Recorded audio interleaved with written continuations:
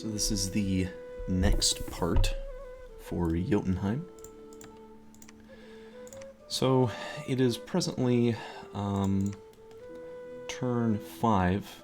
I decided to skip some of the other turns because nothing was really interesting or going on. But this turn, I made a calculated, or rather last turn, I made a calculated decision. As you can probably see from the notifications here, I bumped into Nazca, but it wasn't just I bumped into him, it was last turn, I saw where his army was, and I looked at where it could go. It could either run into a barbarian province, my territory, or in this one.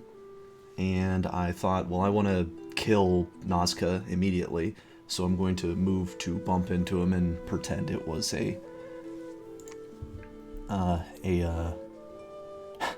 an accident. So this is just one of my expansion armies that I've made over the turns. I've got my sacreds out in front, and I've got a Holy One commander blessing them in the back, and I made this guy just because he's cool. And I've got some goblins here who are nifty because they can hide in the same square as the giant and contribute to attack density. This is a nothing province. Like, these humans don't have a chance. Oh, that guy got hit for 10 damage. And he really pays the price of just wearing furs.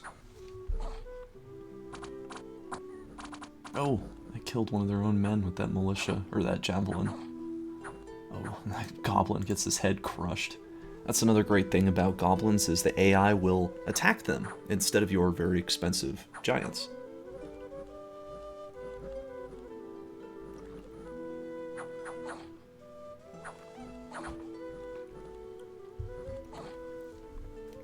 Yeah, and as you can see, even if one giant gets hit, the damage is spread out pretty evenly among all of my secret units, and then they all regenerate, basically making them unkillable to low damage strikes like these. So we win that battle. And then there came the bump. So here in this forest of Wolvermori. So this is what I had initially to start with. It's my my expansion army, a couple sacreds, my prophet, and then a commander. Not very much. And I have scripted them in that way, so that way a flight attack rear command would not do as much damage to me. Like my prophet's being pinged with arrows, but they're just healing it. Oh no, you guys are forgetting all the archers. Ooh, yeah. The non-sacred Jotun spearmen really have it rough. So we get to the province before Nazca, and we take some casualties fighting the independents, but nothing too terrible. Like, we lost a spearman and a goblin, which is nothing. And then we get to the battle here, as Nazca walks in.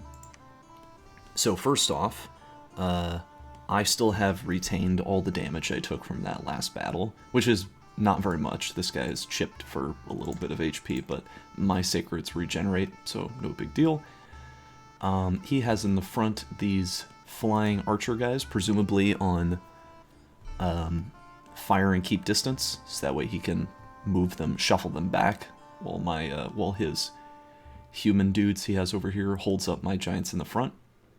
And then he has a bunch of sacreds. He is building the lance sacreds. This looks to be, maybe 2-3 turns worth of capital recruitment of these sacreds. And these guys aren't very good. As we looked at the last video, they're okay with their lance strike. They can hit hard.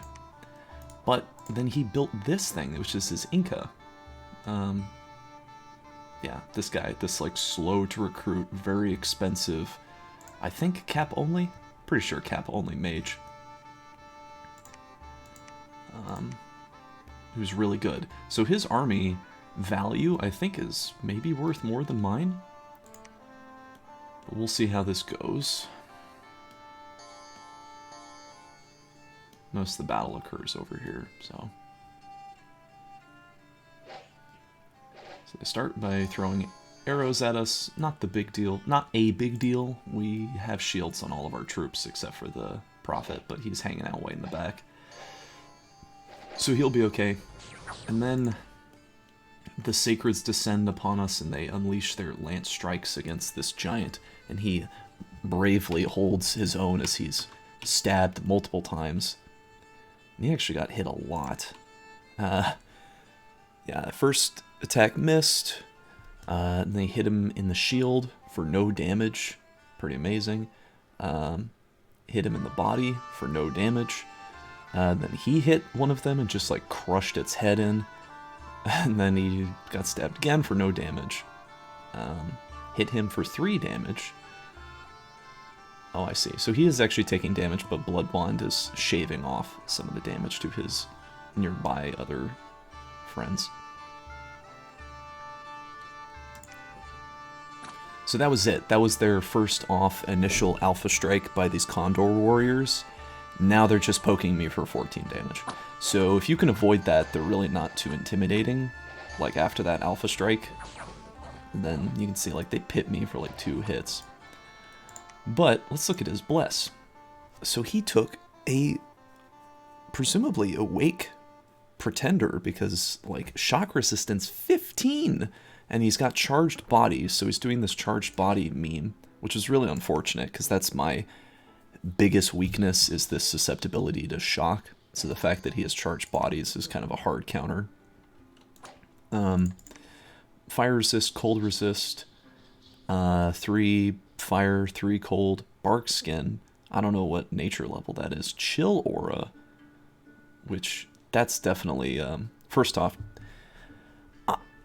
Why? I don't get it. I don't get why you take chill aura 3. Charged bodies make sense because this is like a direct counter to Niflheim. But chill aura? Well, chill aura is not going to do anything. My guys are extremely cold resistant. If anything, my chill aura is going to do more to them than it will to me. Also, you can see my protection on these Sacreds is a little lower because this is not a cold province. I think this province is net neutral. Pretty sure. Anyway, so while this battle's going on in the back, my spearmen are racing up to the front to fight these human macemen. And one of my Sacreds actually gets popped right there, and this guy's on his last legs, he's bleeding out. And the Sacred, or the Prophet, casts Word of Thorns.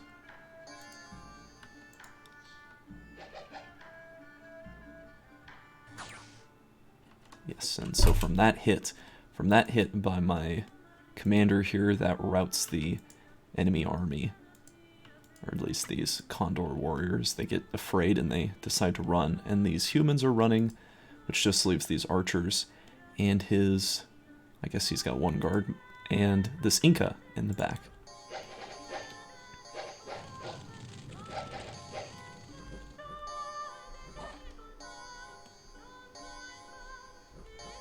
I actually get caught up on some archers here and we lose some units to the Prophet. But you can see charged bodies is really, like, that's honestly what did the most damage to me, is just hitting his troops and getting blasted by charged body. Or not this thing. Where is it? The Inca. Yeah, he casts all these spells, whatever, and then hits me for fire damage for 1 point of damage. And then we stab him in the leg. Awe has no effect. Charged body strikes Jotun Spearman and Inca. Damage rolled, like, ouch, 24 points of shock damage. Jesus, rest in peace. Yeah, but then we just, like, bonk him. And, yeah, no hope after that one. My commander does start to retreat, but we win the battle. So, a great victory. We lost 160 gold, so almost nothing, and we inflicted 290 gold from this guy alone, and this is 2 turns of recruiting mages down the drain. Like, he could have an extra commander to defend himself if he didn't make this thing, but now he lost it. So this is effectively a 2-for-1, and he lost this commander, so that's 320, lost 4 of these, 360, and then 5 of these, 460, and then 6 of those, 400 and like 500. So he basically lost 5 times the amount of gold. But of course, as his commanders were dead, his troops had to retreat on like autopilot mode, and only 10 of them got to this province, which is the only province he could have retreated to. So he actually lost a lot more. He lost a lot more than that. This is exactly the result I wanted to see. And I think Nazca is going to be swiftly put down after this. I am moving this army over here into this province. I am retreating these guys back, because just in case they get, like, flying... You know, I mean, Nazca can fly around, so it's not like they won't be able to reinforce this quickly. I just need to get on their cap and start sieging it down. And I don't think that'll be very hard.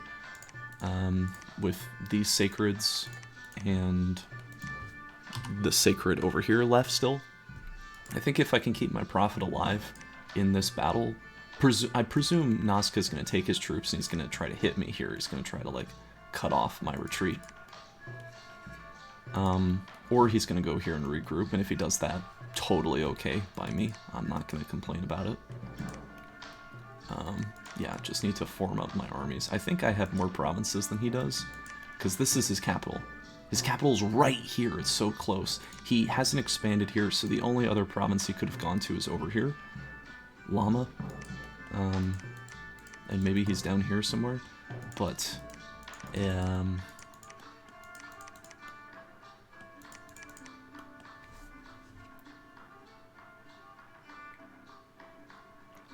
excuse me. Yeah, I think this is a great turn 5. I'm sneaking over these little goblins because my research is still pretty dang good. I'd like to get level 3 alteration to spam luck, but that would take a lot of turns. That would take like more than 4 turns to get out. So, just going for Thaumaturgy 1 so I can get the Communion Master slave thing up. These 2 goblins can act as slaves for this QT, who can cast... I mean, she'll have a pretty wide range of paths after that point. So that'll be good. And I'm making another Holy One Jarl and more Sacreds on my capital, so there'll be 6 more Sacreds next turn, and then, what, 8 goblins? 10 goblins even. And I can... Honestly, I don't even know if I need them to fight Nazca. I think I could probably just win with this stuff alone. But, I'll send them down just to be sure. There's no reason to, There's no reason to be stingy, you know, to try to be, like, ultra efficient with my hostile takeover of Nazca, because he has an Awake Pretender, too, so his magic is also going to be good. Like, we can see what he casted in that battle from his Inca. I hate how laggy this is. What did he cast? Divine Blessing. Oh, that was his prophet? No, it's not his prophet. Yeah. It's just Holy 3 by default. His prophet's still alive. Still somewhere.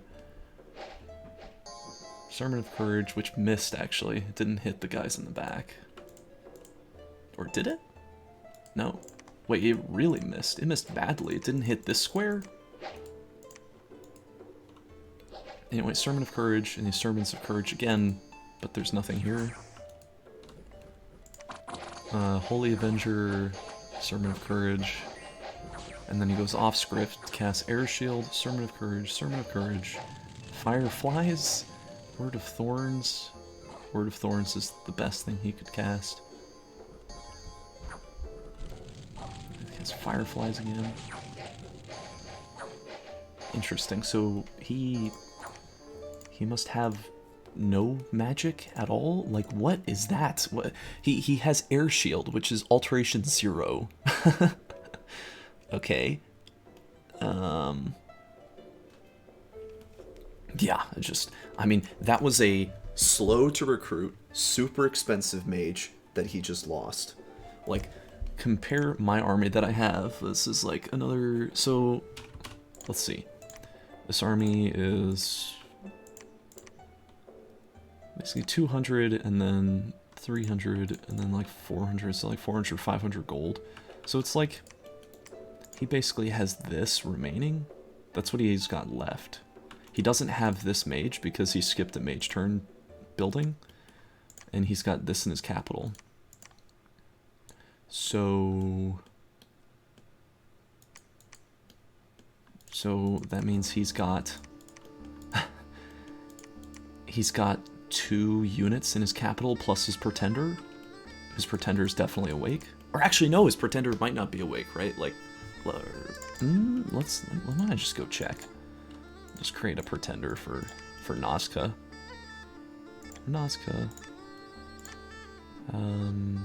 Sure, this thing. He has Barkskin. Where's Barkskin? Barkskin is 6 nature, and it's incarnate only. So his pretender is awake. What else did he had? He had charged bodies. Charged bodies is 4. He also had major shock resistance, so he's got this. What else? He had like chill aura. Chill aura 5. Did he have anything in earth? No, I don't think so. He had fire resistance. He must have put in earths, that way he didn't have to, yeah. Maybe he's got, like, extra strength or something. I think he had magic weapons. He had no blood thing. I think this was his bless. So how the hell did he afford this? Are his scales just, like, complete garbage?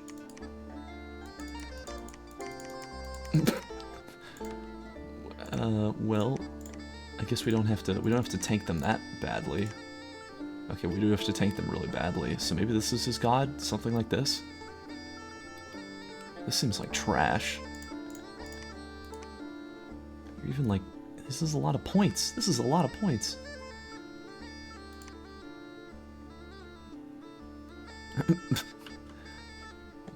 let's compare it to the real thing.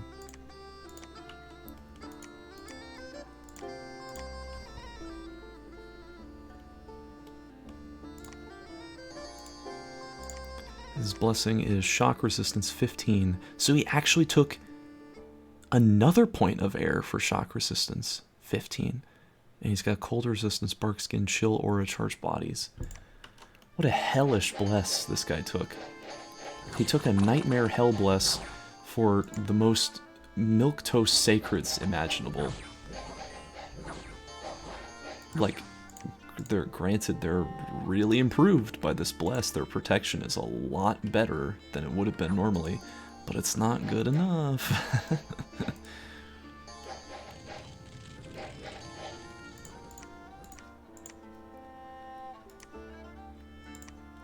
Yeah, that was no one on the Hall of Fame.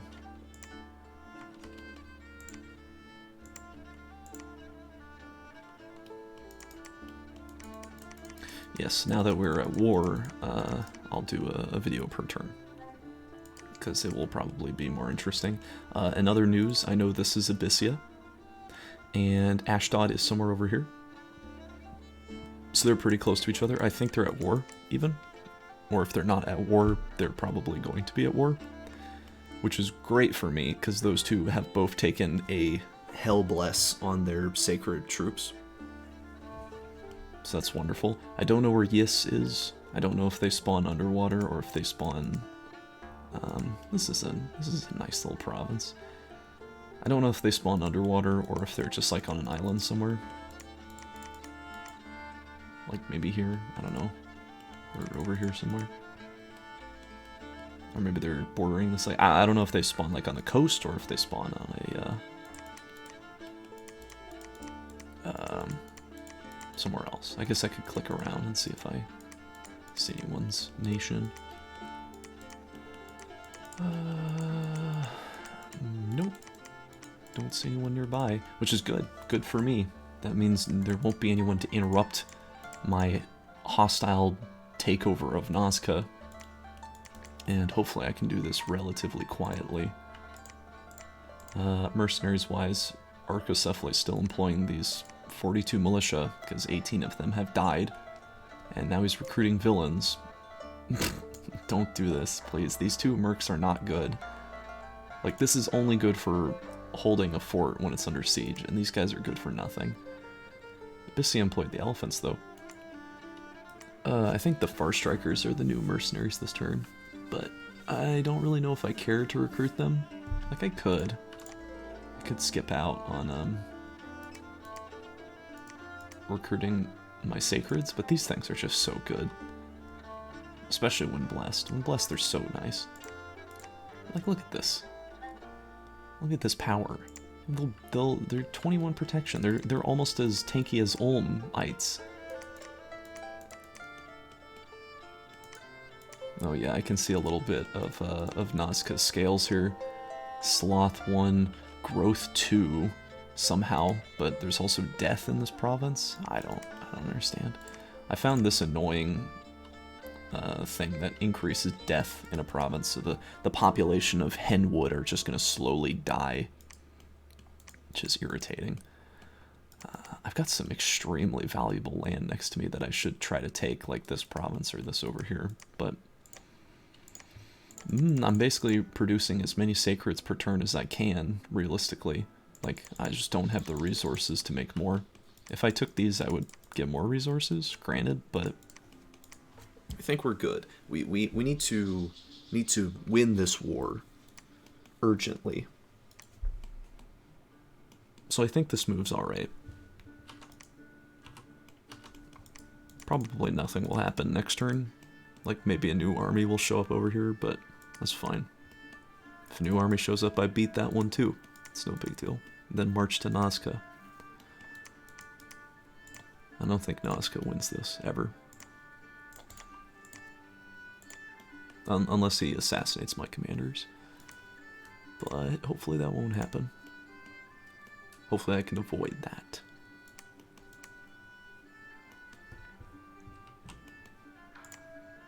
Maybe after Thaumaturgy 1 I should look for something else for the woman to do.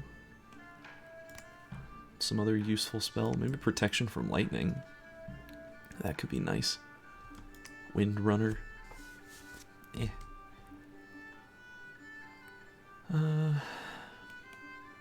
Personal regeneration. No need. Evocation? No. No. Definitely not. No, definitely not that. Yeah, I mean, it's got to be like Alteration 3. Alteration 3 gives me Mist Form, which is really nice. Iron Skin and Luck, which are both nice. Protection, Moss Body. All those things are good. Do I even have access to air? No, definitely not. I definitely don't have access to air. What am I smoking? Well, Iron Skin and Luck are good. And I've got access to those, surely. Surely I have access to Earth on this nation. Right? No. No, I don't. I do have access to air and death, but not nature. Shame.